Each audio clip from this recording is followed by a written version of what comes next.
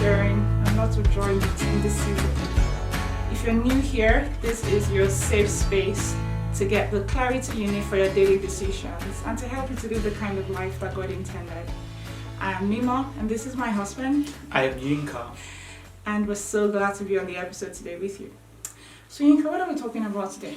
Yeah, today we'll be talking about marriage as God intends. And, from scriptures we learn that marriage should be a place of joy, a place of peace. Marriage should be a beautiful thing. Marriage should be enjoyable. It should actually be heaven on earth. And God intends that there will be full expression of His love in marriage. But sometimes marriage has challenges. Absolutely. So many challenges, lots of ups and downs. So what happens when the marriage is headed for the rocks? On this episode, I sit with Natasha Drisdelle, an entrepreneur, a wife, and a mom of 3 children, as she shares her story of encouragement, her story of rising again, her story of restoration and hope, all summed up in her book, The Wisewife Blueprint.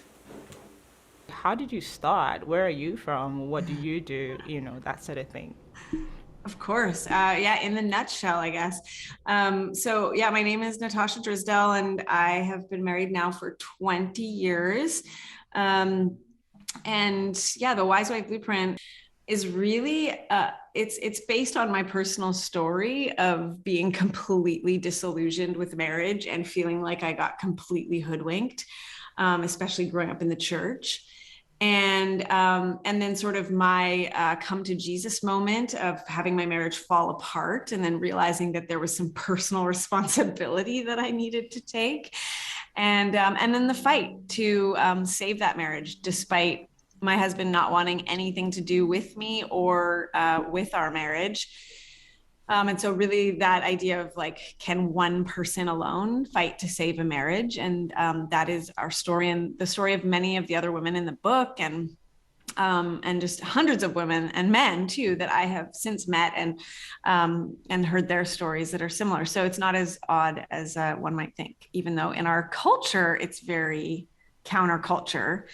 Even in the church. So the book is it's not really a memoir as much as it is. I mean, it has stories, obviously personal stories and stories of other women, but it's really like a manual for wifehood that kind of fully flies in the face of our current culture and what we're kind of being told a successful woman and wife is. And I had that the way the world does it. And it really sucked and didn't work out so well for me.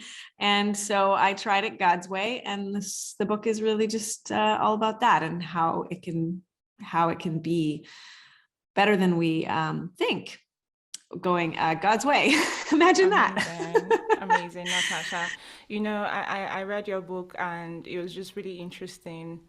But how you kind of just captivated the audience just reading and seeing how you literally had your marriage almost crash right before your very eyes. And one would sit back and be like, okay, what really happened? How did he come this far? So maybe I'll throw it as a question, Natasha. Cool. How did you meet your husband? Because sometimes I feel like we can kind of backtrack a bit and be like, okay, what really happened? Oh yeah. Well, give me the nitty gritty. And I always come out. I love doing podcast interviews because something different comes out of every interview, which I love. And whether just different parts of my story and stuff that's not in the book. We met. This is actually really great. We met in a worship band. So come to find out that again, I told you I was disillusioned with marriage. I was really young when we met, which is not a bad thing. I just want to put that out there. The enemy loves to use that against us when we get married young and be like, oh, you were too young and you were stupid and you were foolish. And you should divorce him because you were young. Anyways, so I just want to make sure I'm clear about that. But really, I think the biggest issue of just how young we were is I just had a really preconceived notion of like what a husband is. And I think we all do, no matter what age we are. But, I kind of picked all of the good pieces of men in my life that I thought a husband should be. And I failed to, realize that any of them had negative parts of them. And then I put that entire sort of expectation on my husband, who was a broken, hot mess, as we say in the South, a hot mess. And that was just like a real shocker for me, because we met in a worship band, and, I thought I was marrying a Christian man, and I thought that this was what God wanted me to do. And then I just handled it really poorly, in how I handled my hurt and disappointment. And thank goodness, in where we were from in Canada at the time, you have to be separated for a year, because you're saying that my marriage almost crashed. In a lot of ways, I feel like it was decimated. And the only thing that kept us from signing divorce papers was because we had to wait a year. Otherwise, I guarantee that those papers would have been served and signed. So it was a huge wake up call to, after 8 years of marriage, be told, hey, I'm leaving you. And I talk really clearly in the book about that story, how that kind of came at me out of left field, but really the writing was on the wall. For years, I had been so hurt that I eventually stopped caring. And I talk to a lot of women and readers who reach out. And that's something that I talk about a lot, is how dangerous it is to stop hurting. None of us want to hurt, but the moment you stop hurting, you are in a very dangerous place. You are very vulnerable to the enemy and to his tactics. And it's a very, very dangerous place to be when you stop hurting, because it means you've shut down. And if you are not hurting, that means you also are not being intentional with trying to grow and make it better. It just means you've given up. You've given up. So if you're complacent and you're not feeling anything, it might feel like in the short term, you think that it's better. But for me, and for all the women that I've ever worked with or counseled, guaranteed that's like a final warning sign of, you need a Hail Mary, miracle. And that's where I was, I was in that place. And actually my husband said that he was really shocked when I responded to him leaving with, wanting to work on things. It wasn't like, hey, let's go to counseling. Hey, it was like, I'm done. This marriage is over. We are through. Moved out. And he was so shocked, and I'll never forget. And I think that a lot of women, if they're really honest with themselves, could relate to this. He looked at me and he said, why do you care? I'm literally doing you a favor. I'm being the bad guy and I'm leaving. You don't love me. You don't even like me. Why do you care? And it's true. I didn't like him at that time. I hated him, actually. So that's the dangerous part. When you stop hurting, it leads to bitterness and hurt and resentment, and in a different way. Right. So that's where we met, to answer that question in a long roundabout way. Sure. Natasha, you just towards the end, you did mention something. Your husband was shocked. Why are you pushing this? Is there some, you don't like me, you don't love me, and yet you're doing this? Why were you doing it at that time? It's a great question. I can say that in the first 2 days after he left, I kind of moped around and just was a mess. And then 2 days in, I kind of was like, I just fell on my face before the Lord. And honestly, at this point, because again, and I'll go back to this, if you stop hurting, you're cutting yourself off spiritually. And the moment that I was like, forget it. I'm done with this. I'm not going to let him hurt me anymore. So I'm just going to stop loving him. I'm going to stop caring about him. The moment you do that, you're opening up yourself to the enemy and you're closing yourself off to God, right? So my spiritual walk, my faith weakened over the years after making that decision, to the point where I wasn't really serving the Lord at all. I would have said I was a Christian, and I know I was saved, but it was like very shallow. And so 2 days after he left was when I really thanked the good Lord. I really just was humbled and came to him asking the Lord, what do I do? I need you. Dusted off my Bible, which I had never really read fully, even though I grew up in the church and was a worship leader and was a youth leader and all those things. And I really, for the first time, dug into a personal relationship with God that was like really my own. And that was, I think, to answer your question, that's what gave me the charge to do what I did, to be steadfast. It was completely, I'd say, like marching orders from the Lord. And I've seen that happen to many other people in my situation, or similar situations. And if you ask him, you just have to be careful what you ask for, because he loves marriage and he hates divorce, right? Mm-hmm. And so he loves to use marriages as a symbol. Obviously, we see it throughout the whole Bible, but even just our earthly marriages as a symbol of connection with the Father and the grace that he has given us. We see that in just how he talks about men and women coming together in intimacy, and what a representation it is of the Father. I mean, there's just you could go so deep on that. Yeah. And I will say that's one of the things that I love the most about our story, is that it's just like a redemptive story of someone not quitting and not giving up. And I don't take credit for that, to be clear.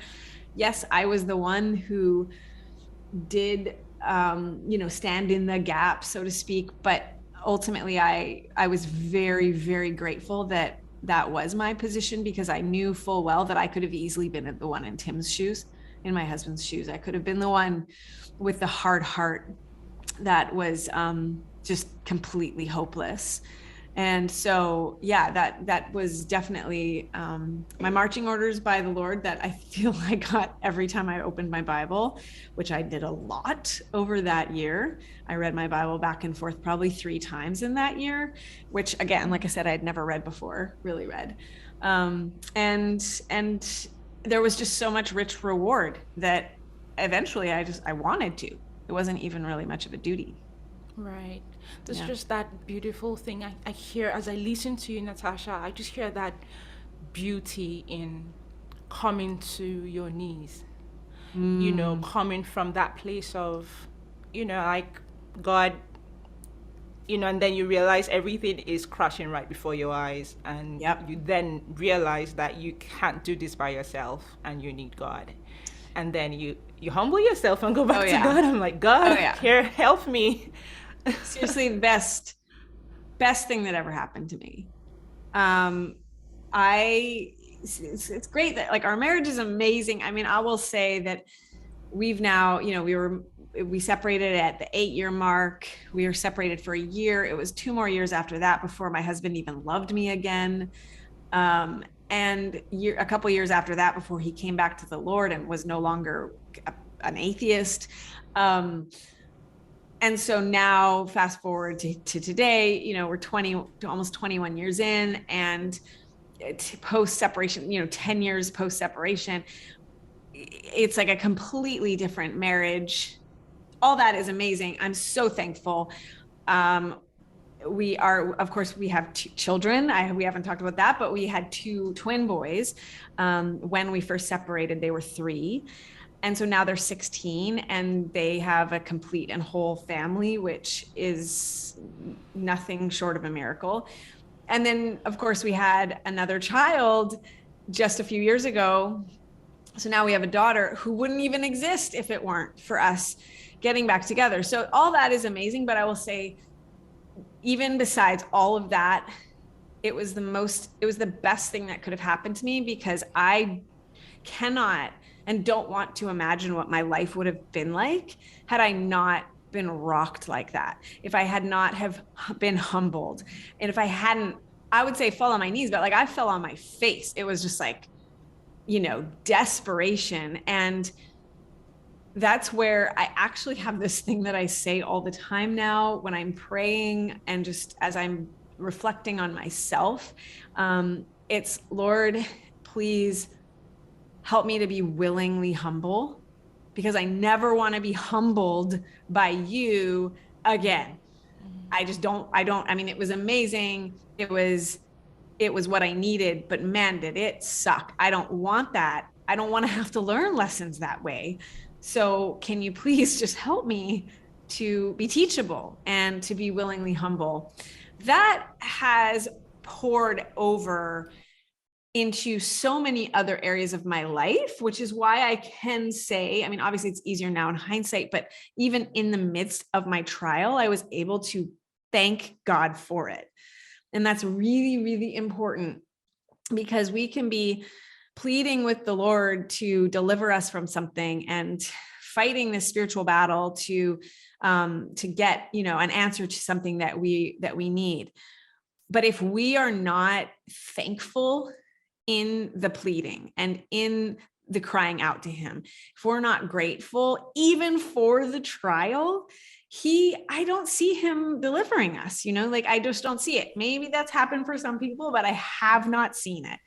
And that's really, really counterculture and counter flesh, right? Like it's not what our flesh wants to do. And yet there's so much power when we can say, Father, I need you to XYZ. Okay. For me, it was like, I need my husband back. I need my marriage to be restored, but I want a better marriage. I want a different marriage. I know you're building me into someone new and different. So I know no matter what, even if Tim doesn't change, my marriage will be better. But even despite, like, I have no idea when that will happen, thank you for this trial, because, and then, sometimes I'd have to like pray and ask the Holy Spirit to even tell me what to be thankful for, because I was so blinded to it from all of the hurt. And every time he would give it to me. But I just think that is, if you're looking for a spiritual tool, if you're looking for a boost, if you're looking for just something to get you out of this like desperation and hopelessness that it's so easy to find yourself in when you're seeking God for answers, great gratitude and thankfulness and praise connects us with the Father in a way that is so powerful, but it also disconnects us with the enemy who comes to steal, kill, and destroy, right? Because if we're saying, hey, Satan, like, yeah, you literally have put my marriage in a dumpster fire, and I helped you with that. Fully take ownership of how much I helped you, and I was a pawn of your plans, and I willingly helped you, and I repent of that.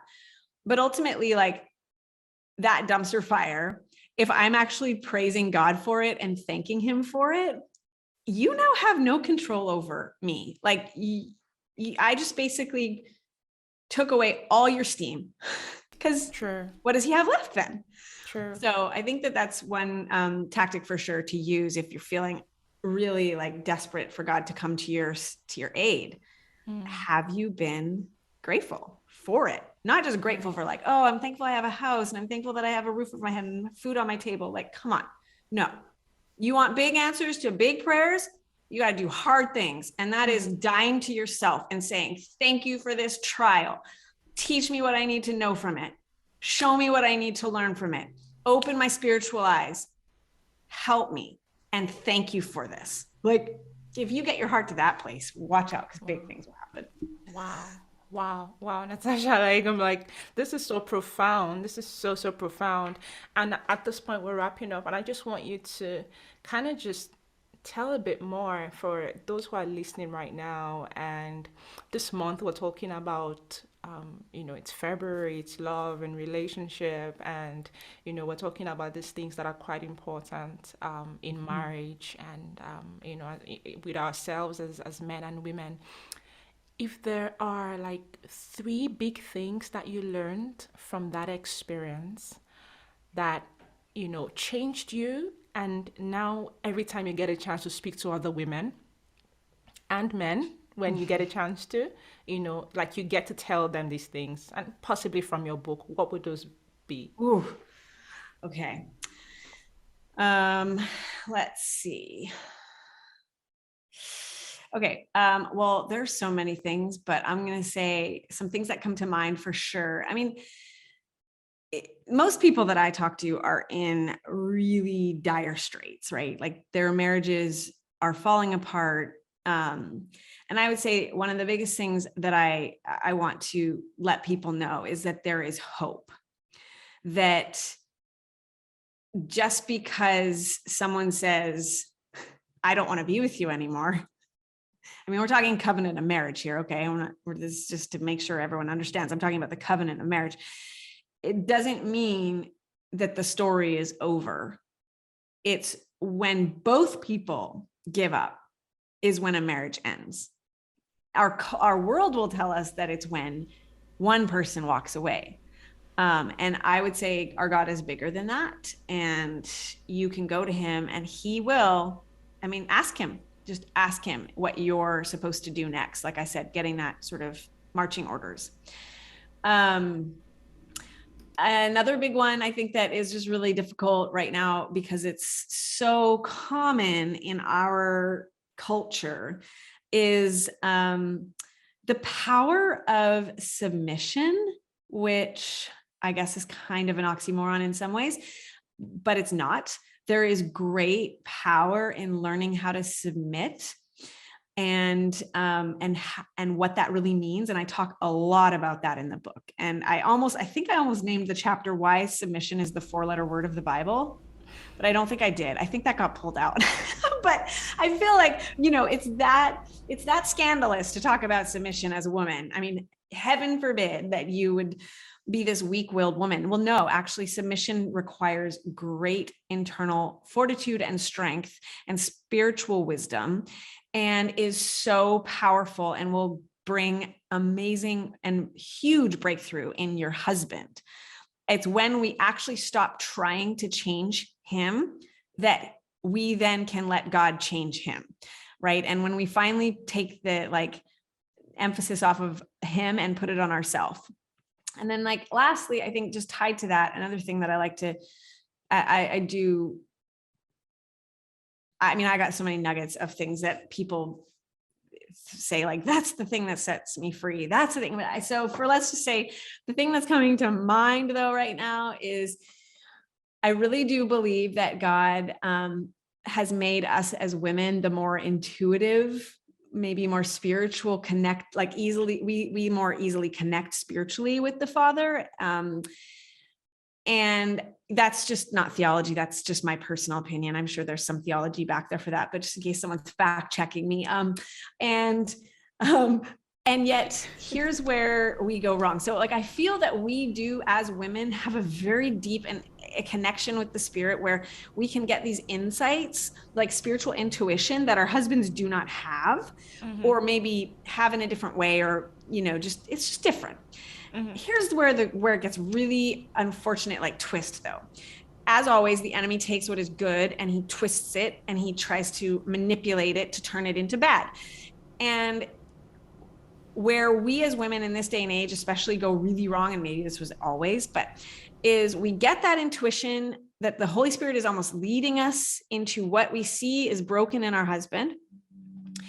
And instead of doing what the Bible commands us to do, which is to love our husband in spite of that weakness, and then be on our hands and knees in our prayer closet, praying for breakthrough and growth and supporting him as a teammate, our husband as a teammate, so that he can have that safe place where he can actually grow and change.